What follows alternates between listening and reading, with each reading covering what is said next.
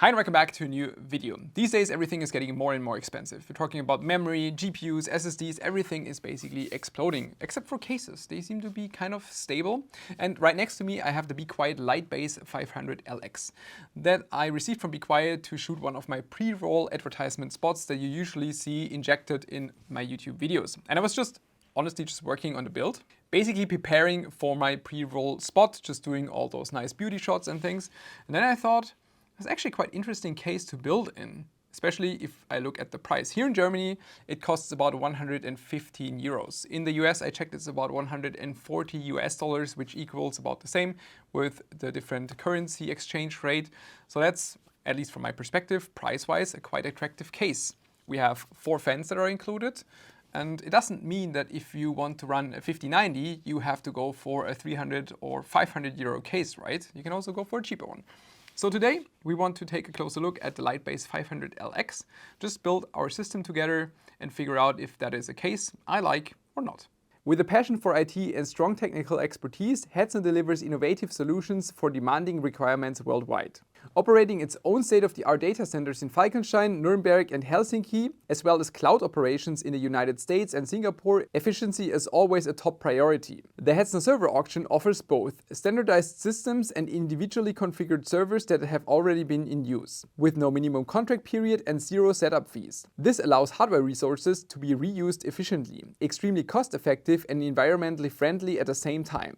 And now with the new code DEBAUER20, you will receive 20 euros off all Hetzner products. For all information, check the link in the video description. The Lightbase 500LX is not a super new case. It has been out for a couple of months, and I also followed the launch back then. When the case was launched, I saw a few videos and also some articles, for example, on Computer Base, and I immediately got the impression that it doesn't fit perfectly into the Be Quiet lineup. And that's just talking from a design perspective. You know, if you look at some cases, for example, if you look at the Corsair frame, you see the case, you immediately know this is a Corsair case. And for other Be Quiet cases, you would have the same kind of impression. You look at the Be Quiet case and you know this design is a Be Quiet case. For this one, it's just different. It's the typical fish tank design. It could be from any vendor, right?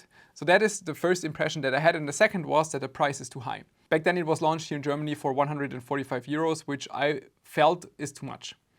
And that's maybe also what the market saw, because the price quickly dropped quite a lot percentage-wise. And now, as I said earlier, here in Germany it's available for about 111, 112 euros. So that's quite a significant price drop, at least percentage-wise. And that makes the case now interesting, at least for me. But enough talking, we just start building in there. From my perspective, this case has a clear target group, and that is one that wants to run a quite simple system with just motherboard and like a normal graphics card orientation inside and an AIO on top. That's it. Nothing else, just very basic but functional. Because if you look at what's inside, you will find it hard to, for example, fit a secondary or like a third AIO or like radiators, custom water cooling, all this kind of stuff would be super difficult. For example, on the bottom, it looks like 360, right? Like you can have 3 120mm fans next to it.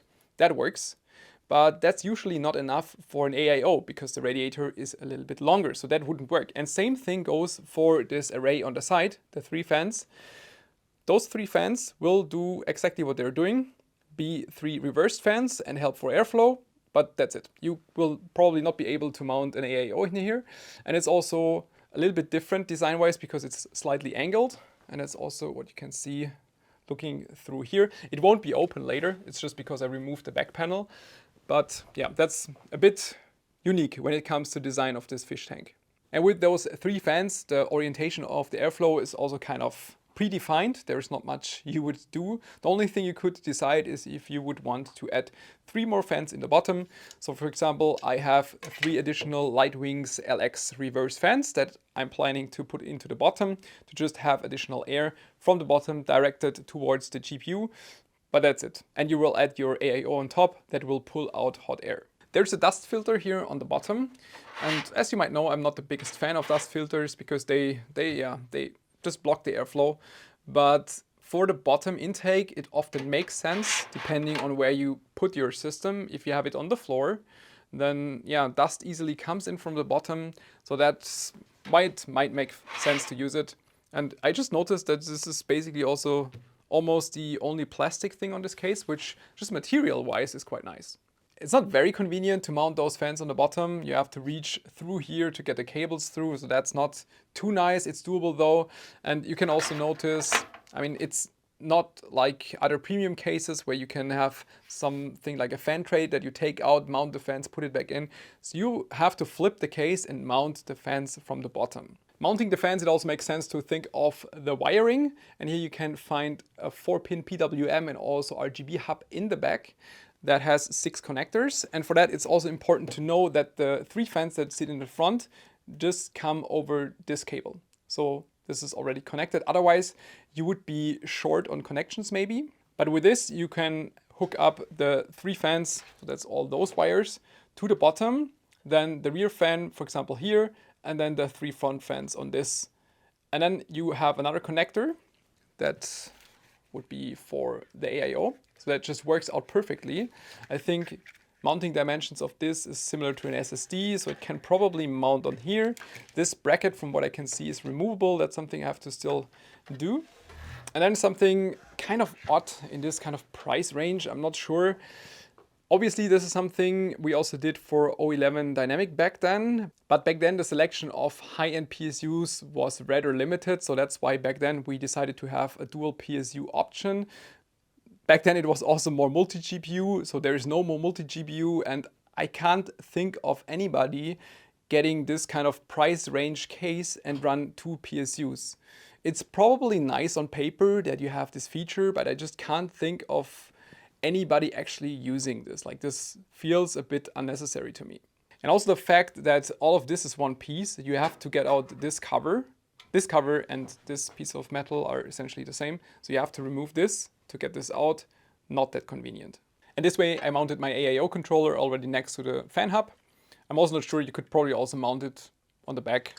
I'm not sure if there's an intended direction, but seems like this worked. And another negative aspect about this PSU mount thing right here is that it blocks the cable management. That's what I also noticed when I built the first time in this, when I was like preparing basically for this video. Then I noticed that it's blocking cable management. And if you just weigh it off, what makes sense? How many people would run dual PSU in this? Like, probably not even 1% of the people that are getting the case. And then making the life for 99% of the rest of the people harder when it comes to cable management just doesn't make a lot of sense to me. If I would have designed this case, I would have not decided on the second PSU option, at least with this thing in the way. We're using a Dark Power 14 with 1000 watts. It's not the smallest PSU, but I would say these days it's also more common to use higher wattage with 1000 watts. Especially for the high-end GPUs. And this already shows the limits of the case, which is definitely, in my opinion, the cable management. So you're absolutely limited in space. Also because of how this front area is designed with the angled fans, because this is blocking off the entire section on the left. So everything here can't really be used for cable management.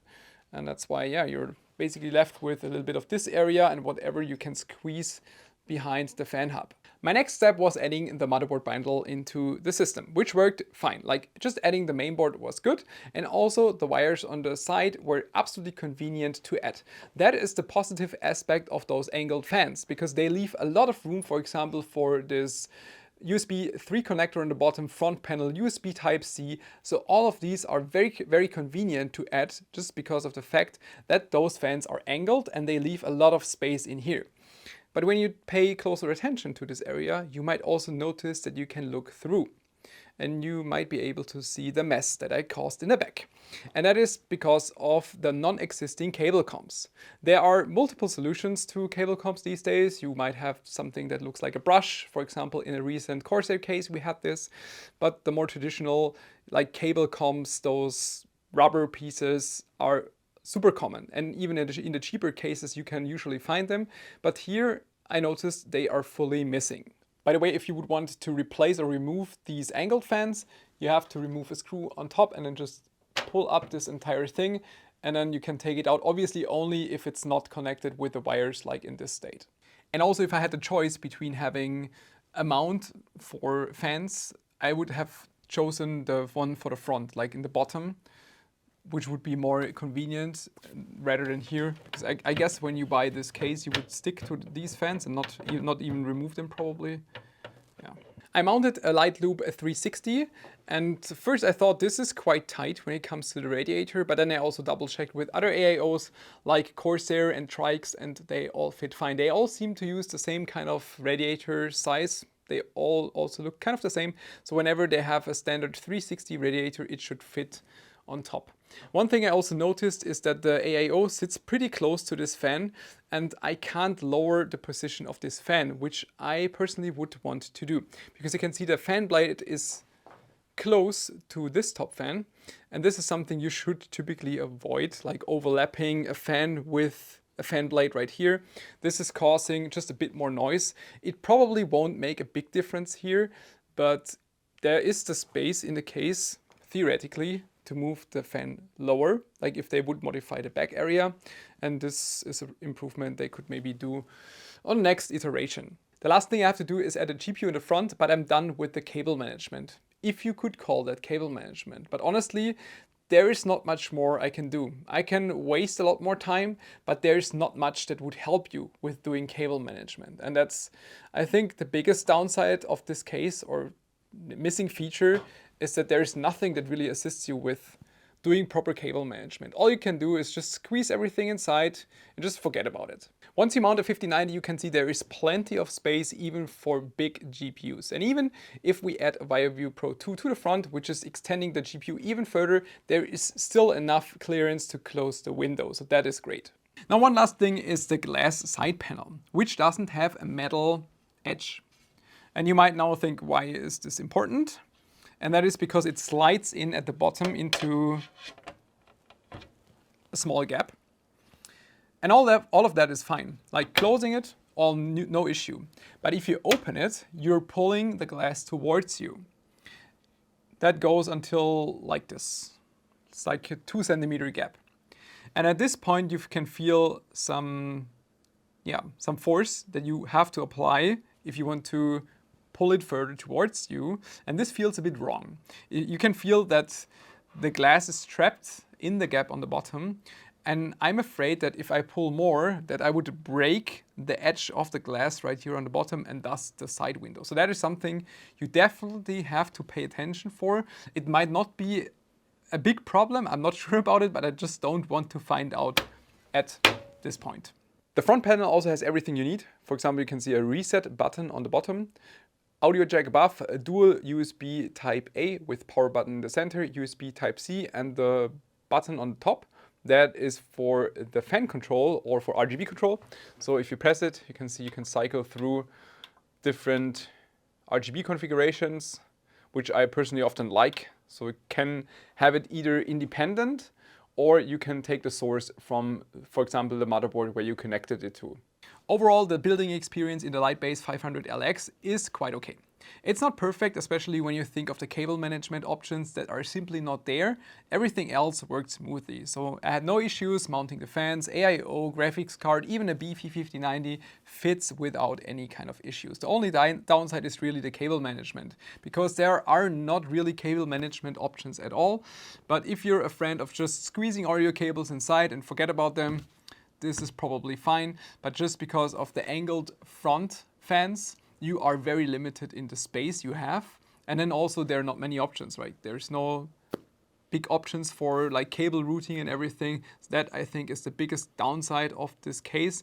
But now with the cheaper pricing than before, at least in Europe, it originally costed about 140 euros and now it's about 111, 112 euros. So it's definitely going down in price. For the lower price, I think this is okay, especially because the 4 fans that are included. And that overall makes it a quite attractive package. You just have to keep in mind, if you would want to have the same visuals and design as here, you would have to buy 3 more reverse light wings fans, and those are about 15 euros each. So you have to pay additional 45 euros to get this kind of design. But then overall, I think this is a quite solid option. Just if you're a big fan of cable management, then you should definitely get a different case. I hope you enjoyed this quick video about just a random case and building experience. Thanks for tuning in. See you next time. Bye bye.